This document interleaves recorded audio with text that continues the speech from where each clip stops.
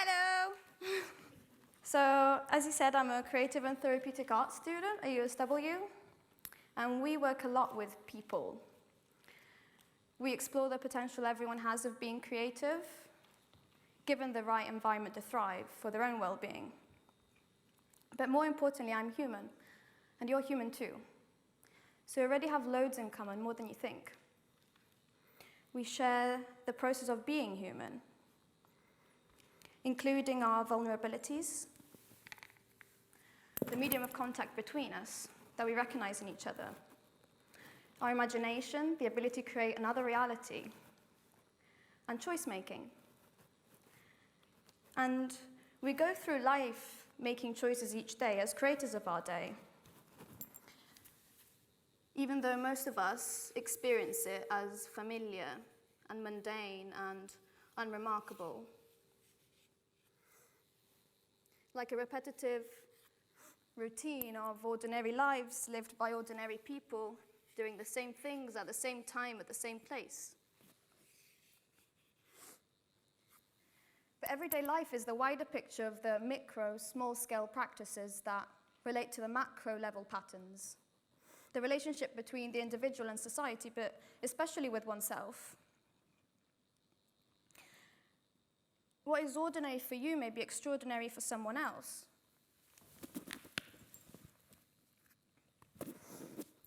Because creation comes with choice-making, and we are the only creatures that have the ability to make our days like we do.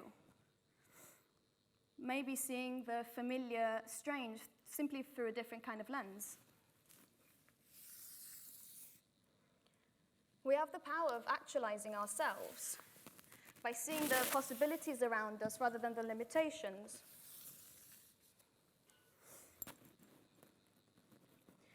If we have choice, that means we have freedom, which is essential to express who we are for our identity and for our own well-being.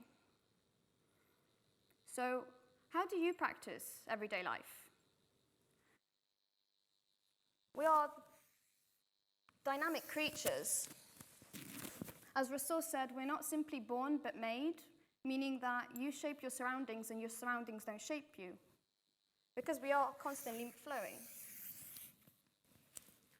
Ranald Collins argued that the self is constituted by an interactional ritual chain, where we flow from one situation to another. And rather than dealing with immediacies of each encounter, we link these together in our mind to create a sense of purpose, meaning, and identity over time. So, I would like to encourage critical awareness of choice-making that we have to create moments that can be flashes of insight of what is important, but especially what can become important. Because you don't know what you're capable of until you try. So, I've heard many times people telling me I'm not creative, I'm not artistic, I can only draw stickmen. And I wonder if they're saying so because someone's told them that about themselves so much that they've ended up believing it as well. Because if you're human, you can create something. Even singing in the shower, or dancing in your room, or listening to a piece of music and imagining a music video for it. But even cooking or gardening. Because creation comes in layers and moments, and the insights come as the process unfolds. So to simplify this, I'll use an example from how my morning usually goes.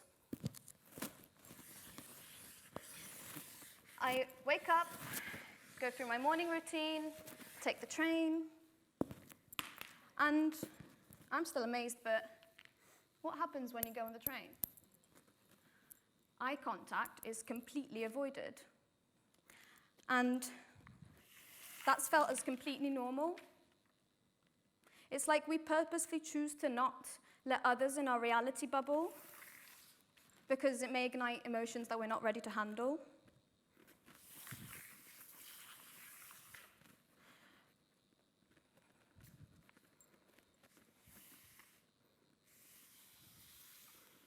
And it's no one's fault. I mean, we're so used to internalizing in an individualist world that we forget to acknowledge the importance of the existence of other people. Unkindness has become a contemporary complaint.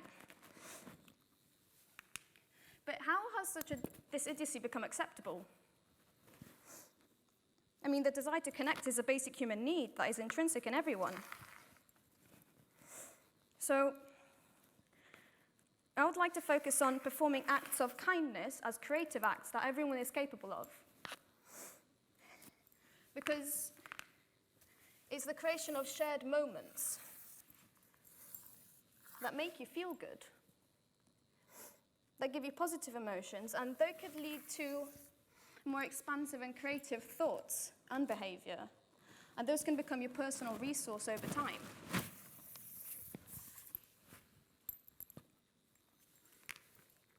So, every day we make choices. Based on what? Do you surprise yourself anymore? Do you believe in your potential?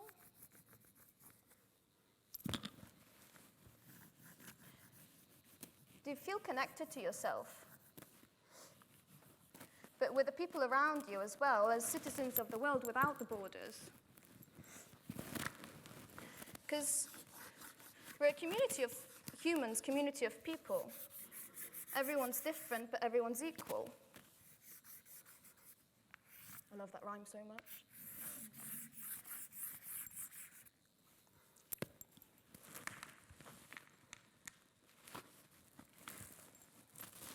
We need to take a humanity step to repair the social bond between us and within us through the language of being.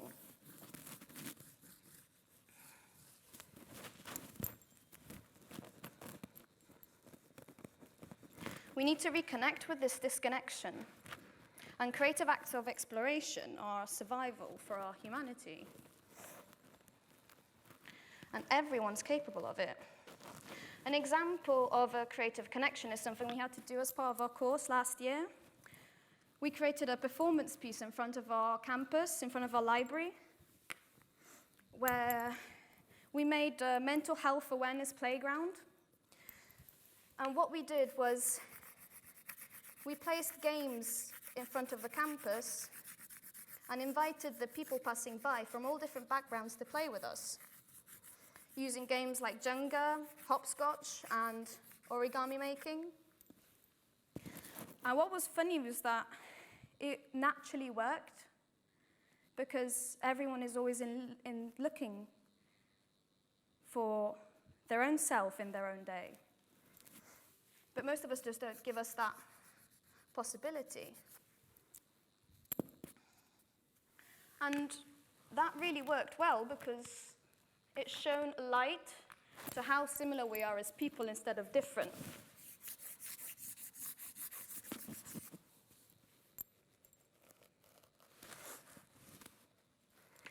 Creating thoughts and words and moments are steps we take to repair this social bond, but are steps that have the potential to heal, because you have to believe that you're worth healing because of what you find about yourself along the way.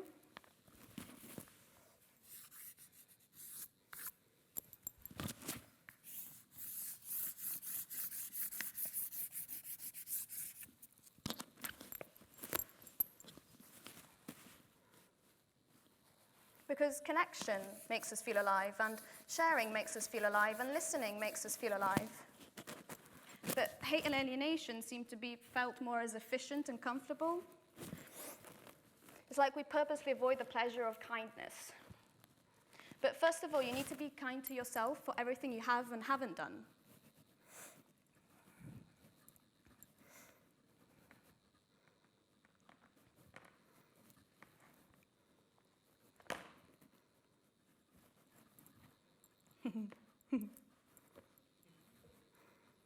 So why do we seem afraid to show our colors and be different?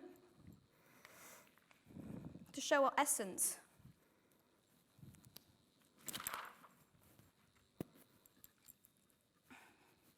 And how reassuring would it be to have someone on a daily basis that inspires and prompts your uniqueness?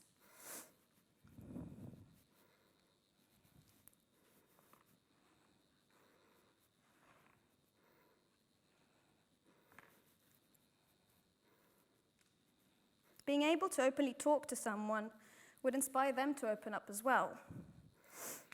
And happiness is contagious. But let's not be fooled by thinking that positive emotions are always good and negative emotions are always bad.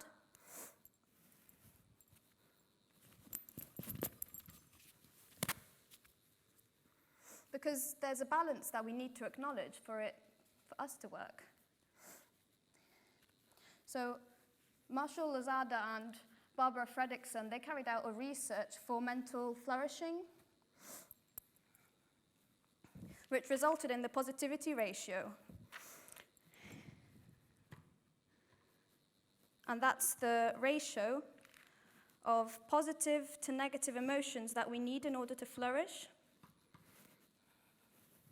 which is 3:1, which means that we need about roughly 3 times as much of positive to negative emotions to flourish.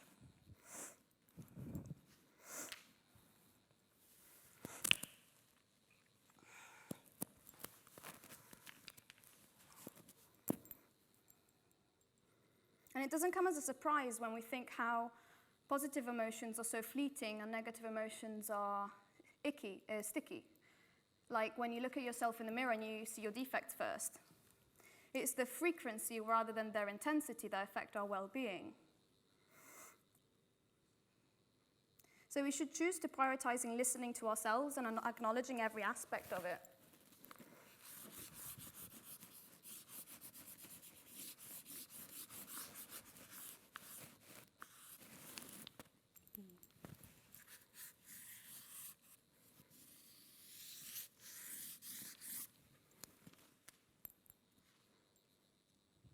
Because we need to expose ourselves to the world more, like a walk in the park. Because how you feel is different from everyone else's. And voice that uniqueness in everyday gestures. You will know if you do, and that's what's important. You know, it's like we don't have time to feel, but our body, mind, and soul won't forget what we do for ourselves. Let's not lose touch with that emotional reality, the emotional existence of the energies we have, and take ownership of what prompts your thoughts.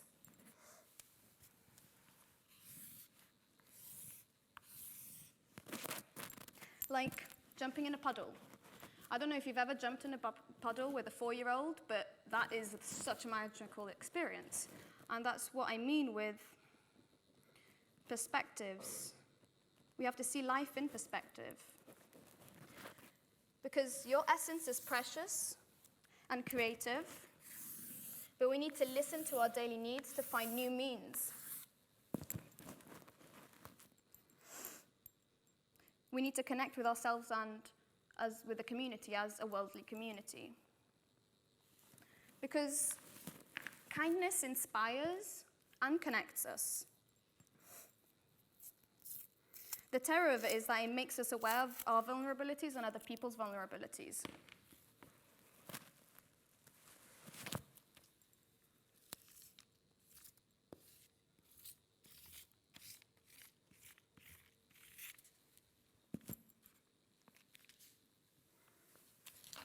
It opens us up to a world that we're not ready for, like my morning on the train, avoiding eye contact normally.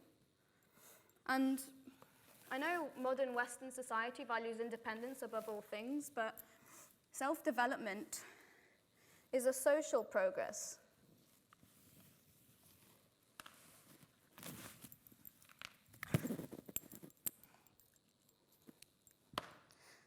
Our true self is not entirely within us, but it's a collective existence that comes from relating to others over a course of our whole life. And creating acts like kindness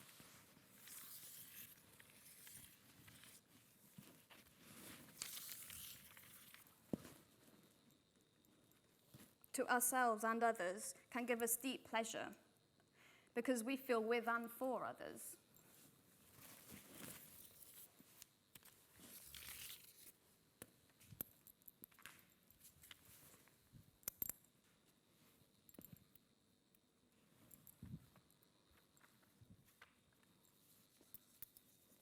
That's what I meant with dirtying the stage.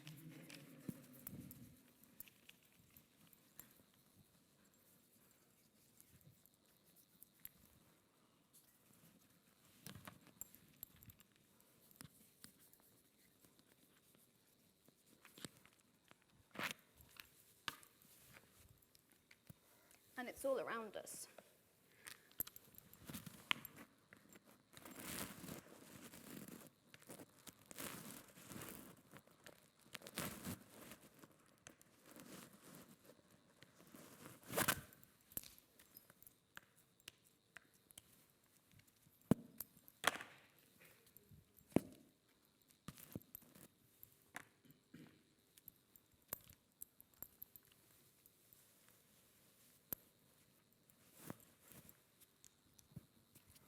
So I want to urge you to engage with your world, your own world,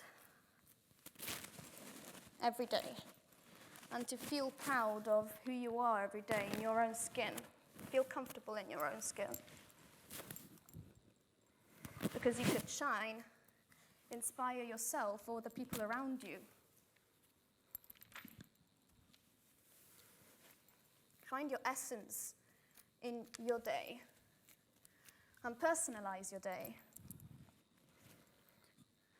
We need more people like you because the world's never had anyone like you. So your essence is the one worth spreading. Thank you.